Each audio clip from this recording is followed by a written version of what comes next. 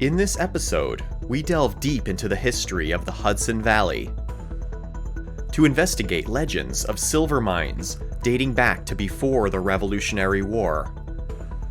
We will explore tight tunnels that twist and turn in search of silver ore, rappel deep into a mine with a mysterious past, and paddle through its flooded tunnels. Get ready to descend underground and back in time, in search of a little-known part of New York history, now on Mines and Mysteries. The story of the settlement of America is littered with mining ventures. These early American mines have helped shape today's industrial world, yet only scant traces of them remain, their history hidden deep beneath our feet. But now, with the advent of new technologies, we can rediscover the world of the past in ways never before thought possible.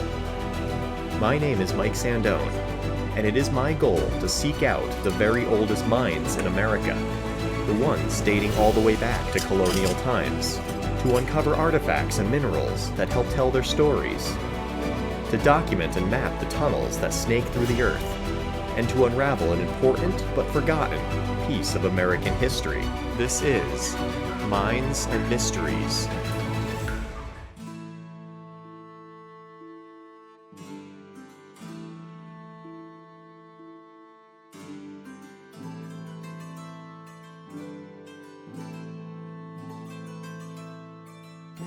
This is the Hudson River. We are roughly 50 miles north of New York City. For over 400 years, this river has served as a main artery into the interior of the continent. In the early 17th century, the Dutch commissioned Henry Hudson to explore this river in search of a route to the Pacific and the rich trade goods of China. The first mention of potential mines in these hills came on September 30th, 1609, when Hudson noted that the mountains look as if some metal or mineral were in them. 2 days later, he observed a cliff that looked of the color of a white-green, as though it were either a copper or silver mine.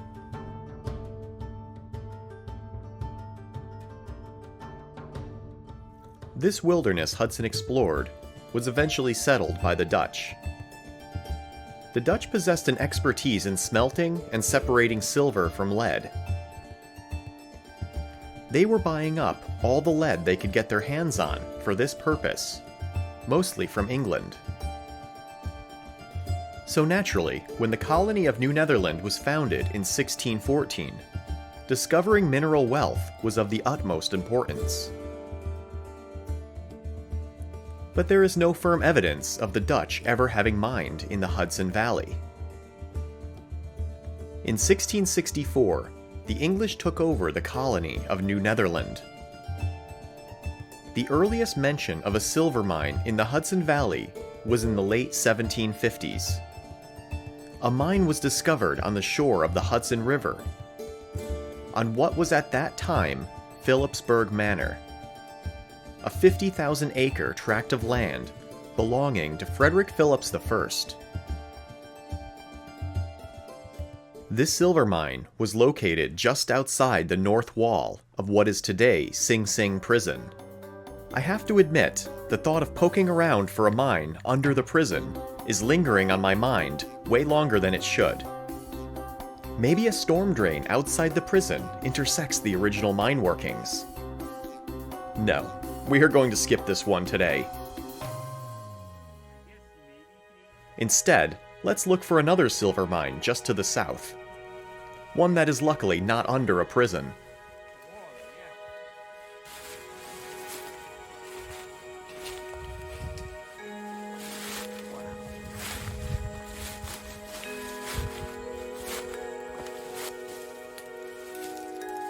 Well, look at that. Although this mine was discovered at a later date, it may just give us an insight into what the Sing Sing mine would have looked like. So I'll tell the story of the Sing Sing mine while we explore these tunnels. In 1766, Frederick Phillips III signed an agreement requiring he be paid 2/7 of all profits from mining conducted on and around the manor. The major investor in this operation was Samson Simpson, a wealthy New York merchant and one of the founding members of the New York City Chamber of Commerce. He brought wealthy London capitalists into the venture. He himself was an investor in mines in Norwalk and Roxbury, Connecticut, as well as Northampton, Massachusetts. In charge of the mining operation was Colonel James, an engineer in the British Army. He commanded about 25 English miners.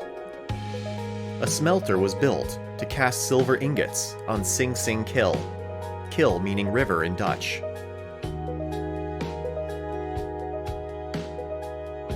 There is an old legend of Benjamin Franklin visiting the Hudson Valley to view a silver mine that extended under the Hudson.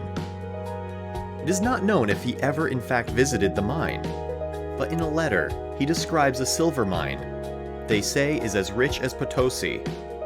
Potosi, in what is today Bolivia, was the richest silver mine in the world in the 16th and 17th centuries. This was obviously a major exaggeration. Unluckily, it lies under the water in the river, Franklin writes.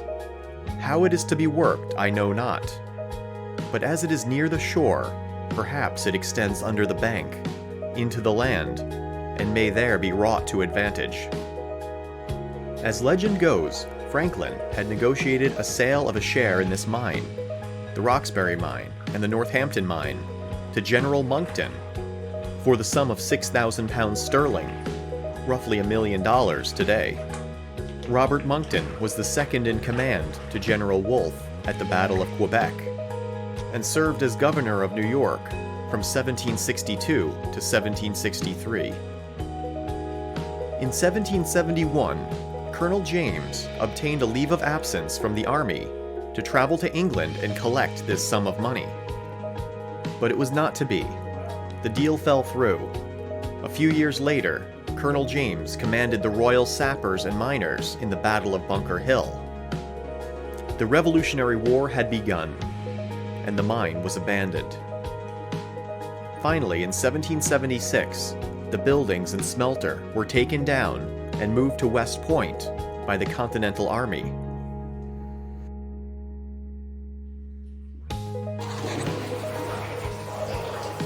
So we went about 300 feet into this old silver mine right on the banks of the Hudson River, and we couldn't find any ore that we would call silver ore, but there is a bunch of crystals in the wall. They were following a vein. So it looks like calcite, and they followed the vein all the way down here and then made a right turn. So did the vein turn, or did they intersect another vein? I'm thinking the initial tunnel was more of a crosscut, and what we ended up intersecting is the vein. And they may have lost the vein due to faulting. And they may have expected something to be in this area, like where the shaft was. They may have been expected there to be a large vein here. They dug the shaft, warped it, and they continued around and looked to see if there's any remaining ore, but they didn't find anything worth mining, so they just probably gave up. While the mine we are walking now is certainly interesting, there is no record as to whether or not it ever produced any paying quantity of ore.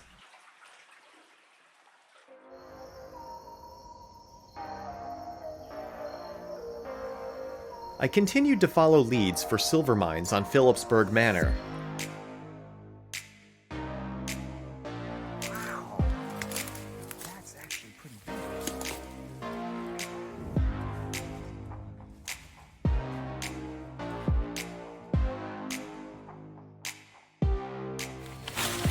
Look at this. That looks like it goes.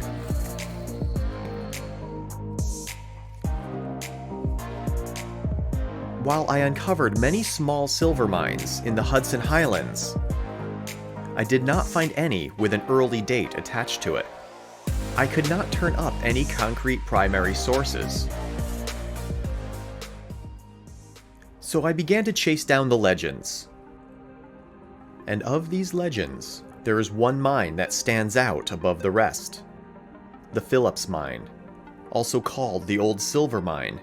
It has been referred to as a silver mine, a copper mine, an iron mine, and a pyrrhotite mine. It is said to be one of the oldest mines in Putnam County, but a solid date for its discovery proves elusive. While combing through the documents of the Assembly of New York, published in 1839, I came across a footnote describing the mine as having been opened in ancient times. I am not sure how to interpret ancient times, but I assume it could mean pre-Revolutionary War or even Dutch colonial. The author goes on to describe stalactites hanging from the adit tunnel and old iron tools with rotted wood handles. Quite a mysterious and evocative scene. Only one photo of the interior of the mine can be found, taken by explorer of the Hudson Highlands, William T. Howell, in 1907. So I head up into the hills to see what I can find. So this is called the Phillips Mine, and we're on what was historically the Phillipsburg Manor. So I wonder if it was mined during the time of the Phillipses.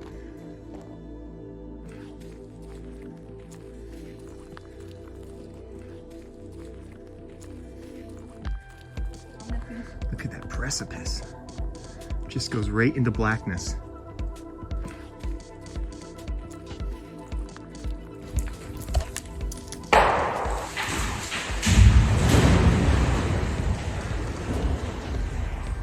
Excited about the mystery of what lies at the bottom of this seemingly bottomless pit, I mount an excursion to explore its depths.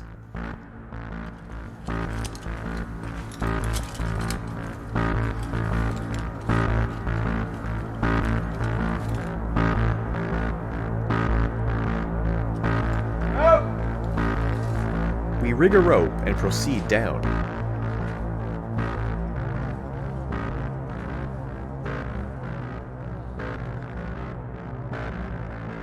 The small entrance shaft soon opens into an enormous void. There is a strong sulfur smell, and the walls are stained yellow and purple. As I rappel down, I see pyrite and other minerals in the walls.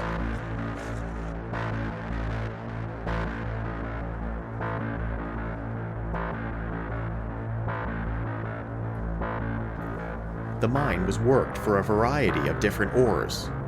First for silver, then copper, followed by iron. It was last worked for its sulfurous pyrrhotite when it was finally abandoned in 1913.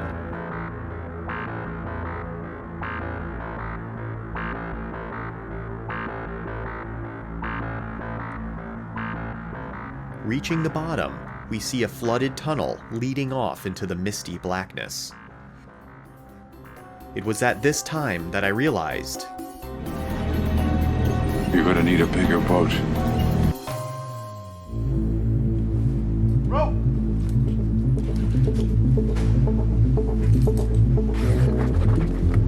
Sending the kayak down!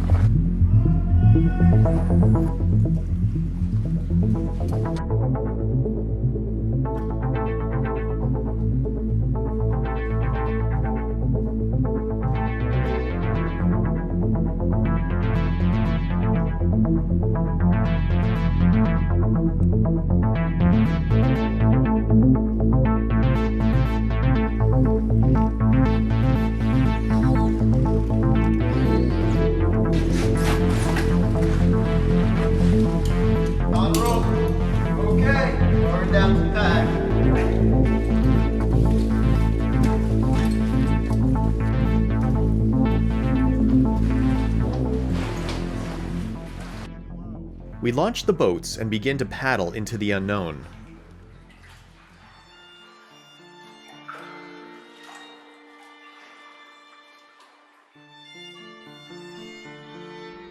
Exploring this mine is not only technically challenging, but a surreal experience. It is easy to get lost in the beauty of this space and forget that it was entirely carved by human hands.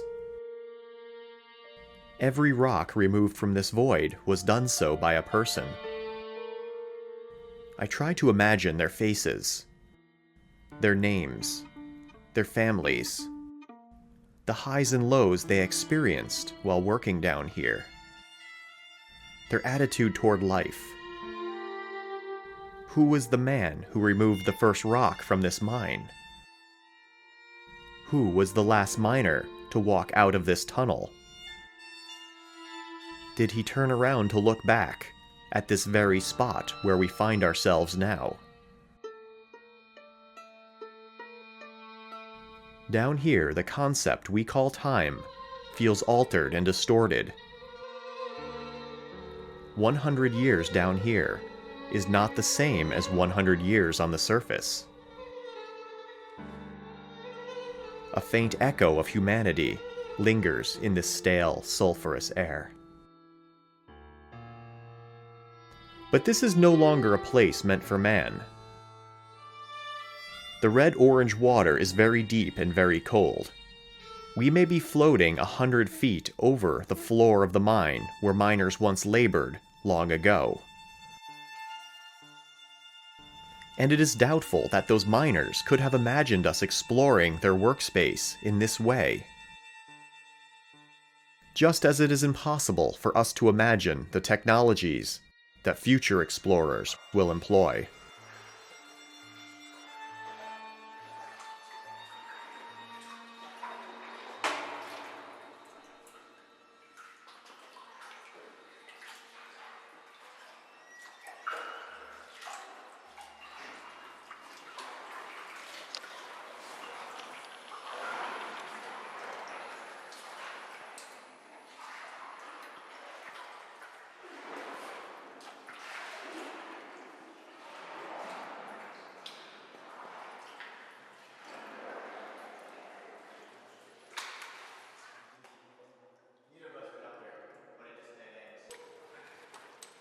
We soon reach the end of the mine. What's that? And that is when we make an interesting find. A note, dated 1967, from a past explorer. We decipher the writing on the crumpled, damp paper. It reads as follows: "Congratulations to those who have come as far as this, but you are not the first. Preceding you were C. Nielsen, B. O'Reilly, T. Linter, D. Bathmel, K. Okenzo, C. Albert, P. Nagel. After 6 years planning to journey this far, I, Chris Nielsen and friends, have succeeded this first day of August, 1967. After using assorted means of transportation, including an inner tube and an Army life raft donated by B. O'Reilly's father, we have employed scuba equipment in search of a possible outlet leading to the outside. Chris Nielsen, 21 years old, August 1st, 1967, 15 Deer Haven Road, Mahwah, New Jersey." Who was this Chris Nielsen? I would love to find him and ask him about his experience exploring this mine back on August 1st, 1967.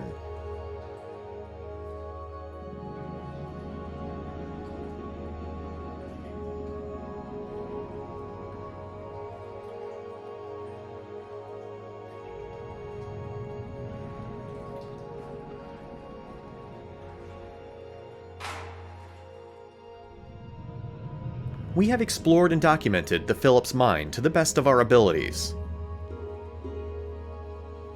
We will now make our way back up to the surface.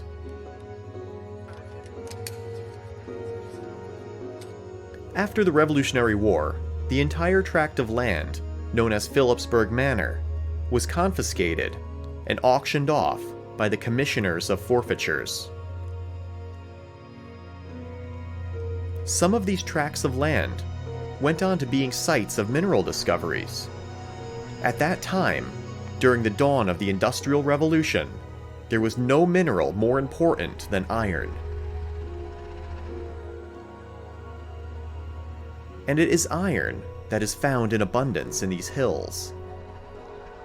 In a way, the Phillips Mine and its variety of minerals serves as a reflection of the past. Silver would have lured the first settlers and prospectors to this site. Copper was a valuable metal that was used in the sheathing of ship hulls in the 1700s. Iron was the backbone of the Industrial Revolution throughout the 1800s. Pyrrhotite yielded sulfuric acid in the early 1900s.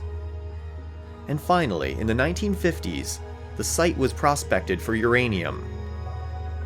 Maybe someday, some mineral found here will be once again in demand, and another chapter of the Phillips Mine will unfold before our eyes.